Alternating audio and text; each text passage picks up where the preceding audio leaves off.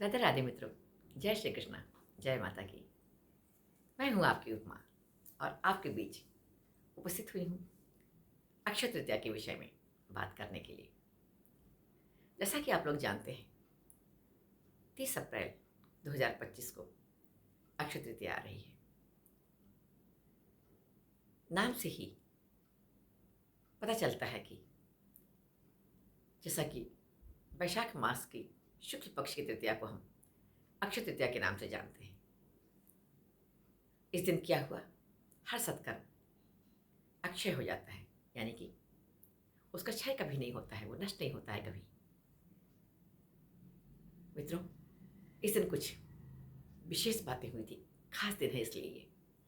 आज के दिन ही बद्रीनाथ के कपाट खुलते हैं, अक्षय तृतीया के दिन ही। बांके बिहारी की चरण दर्शन भी आज के दिन ही होते हैं। आज के दिन ही भगवान परशुराम का प्राकट्य हुआ था और आज के दिन ही सतयुग का प्रारंभ हुआ था। मित्रों, इस दिन क्या करना है, आइए इस विषय में चर्चा कर लेते हैं। प्रातःकाल शीघ्र उठना है। हो सके तो आप ब्रह्म मुहूर्त में उठ जाइए, यदि संभव हो तो। प्रातः शीघ्र उठ करके आप किसी बावड़ी, किसी नदी, किसी सरोवर में अगर पास है वो, तो उसमें स्नान करिए। यदि ये संभव नहीं है तो आप घर के ही स्थान पे, जहाँ पे आप नहाते हैं, आप स्नान करते हैं, जहाँ पे आप, उसी पात्र में पहले आप गंगा जल डालिए, फिर उसमें आप शुद्ध जल भरिए, उससे आप स्नान करिए। उसके पश्चात आप स्वच्छ वस्त्र पहनिए, हो सके तो पीले रंग का वस्त्र पहनिए, क्योंकि आप पूजन करने जा रहे हैं आज, और पूजा में पीले रंग के वस्त्रों का अपना ही महत्व है। पीला, या अगर पीला नहीं तो आप लाल वस्त्र पहन सकते हैं। उसके पश्चात आपके घर में जो भगवान का विग्रह है, भगवान विष्णु का माँ लक्ष्मी के साथ, अगर माँ लक्ष्मी के साथ भगवान विष्णु का विग्रह नहीं है आपके पास, लड्डू गोपाल जी हैं या शालिग्राम भगवान हैं, तो उनको आप शुद्ध जल में इत्र मिला करके या गंगा जल मिष्टी जल में गुलाब की पंखुड़ी डाल करके उससे आप स्नान कराइए उनको।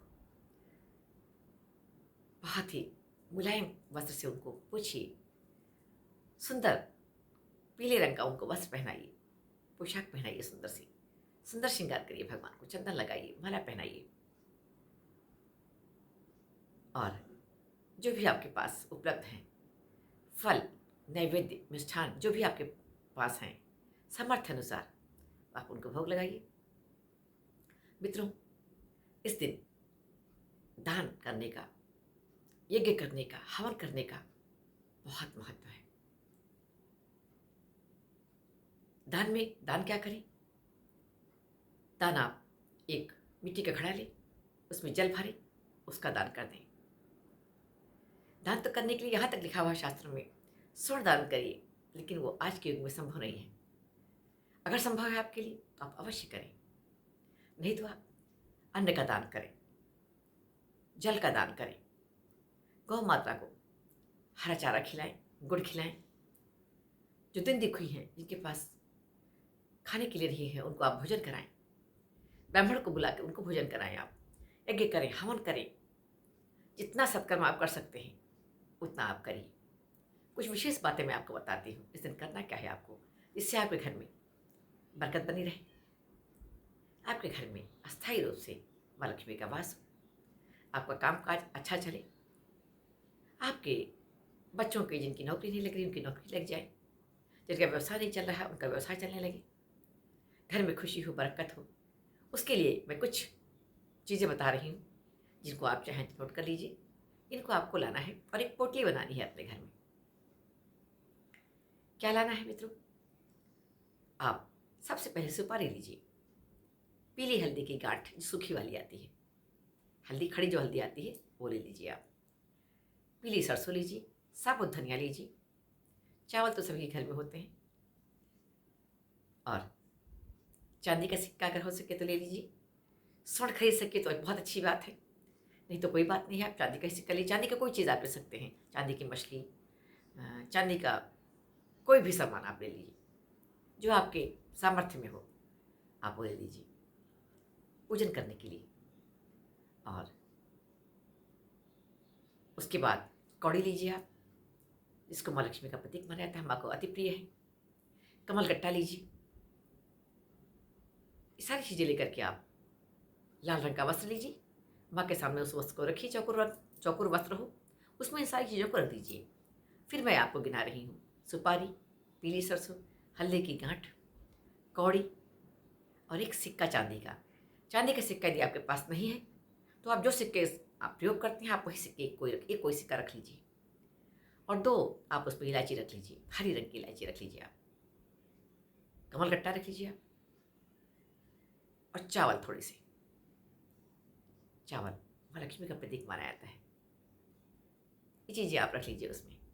एक पोटली बनाइए। पोटली बना करके माँ लक्ष्मी के सम्मुख 5 दीपक जलाइए घी के, और ये पोटली उनके सामने रख दीजिए उनके। और उस दिन वो पोटली वहीं पड़ी रहेगी। जैसा कि आप जानते हैं 30 तारीख को बुधवार का दिन है, तो बुधवार को वो पोटली माँ लक्ष्मी के चरणों में पड़ी रहने दीजिए।